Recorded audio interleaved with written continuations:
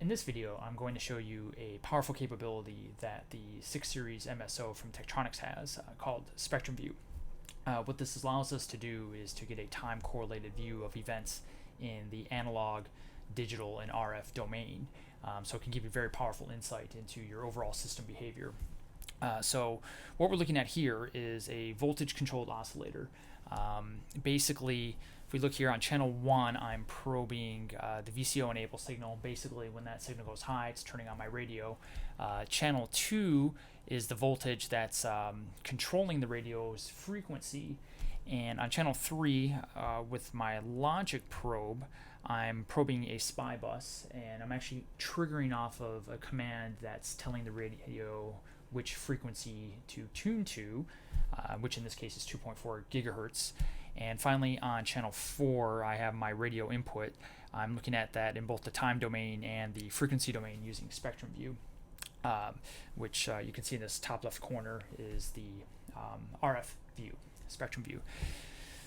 Okay, so just to give you an idea of the setup, down here, starting in the bottom left, channel 1, the yellow signal, you can see it's going high up here.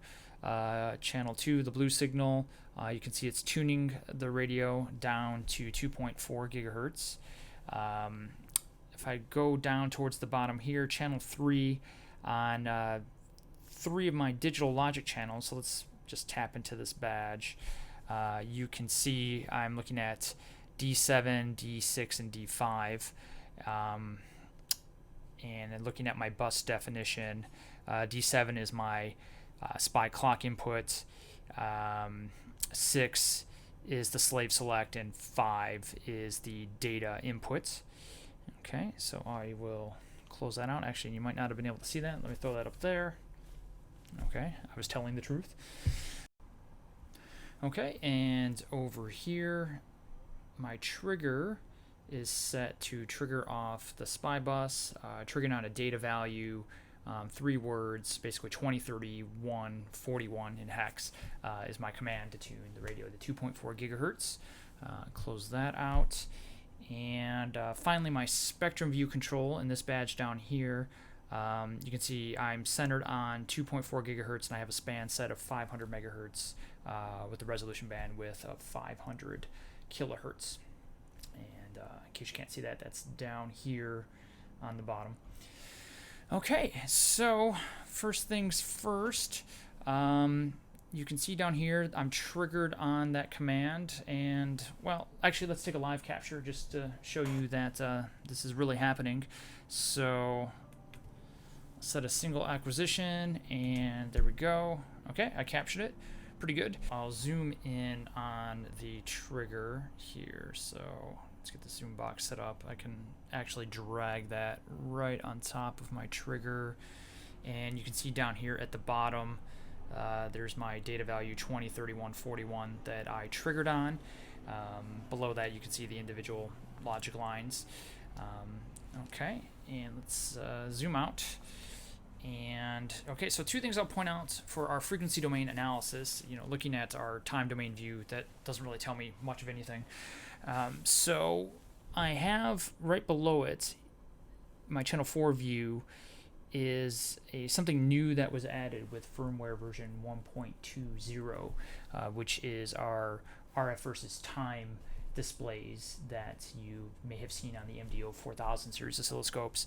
If I click into the channel 4 badge and go in the Spectrum View, you can see those have been added down here. So I've got the frequency versus time waveform displayed over here, and probably again to see that.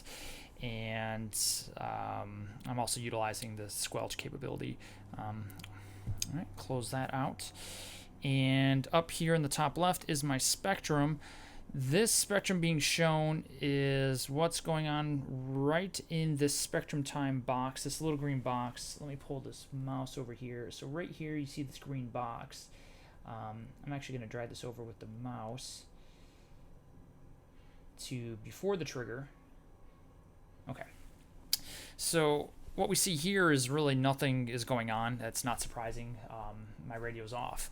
So what I can do is I can use this knob, the wave inspector knob, to slowly scroll across, and you can see right when the VCO enable signal on channel 1 goes high, you can see my radio turns on, and I'm at 2.5516 gigahertz, which is about 150 megahertz over where my final value will be. And that's exactly what the RF frequency versus time display is telling us right here. So you can see it slowly trickles down and actually undershoots the final value before settling on the 2.4 gigahertz, and that actually lines up perfectly with the channel 2 voltage signal that's tuning the radio. And see, so I can just continue scrolling through here, keeping an eye on the spectrum. As I move the spectrum time view, you can see we're slowly decreasing in frequency. And I'll speed it up a little bit.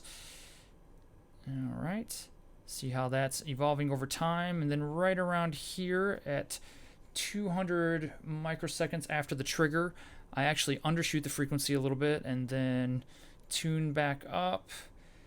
And just eyeballing this at about 260 microseconds, it looks like we finally settle on 2.4 gigahertz.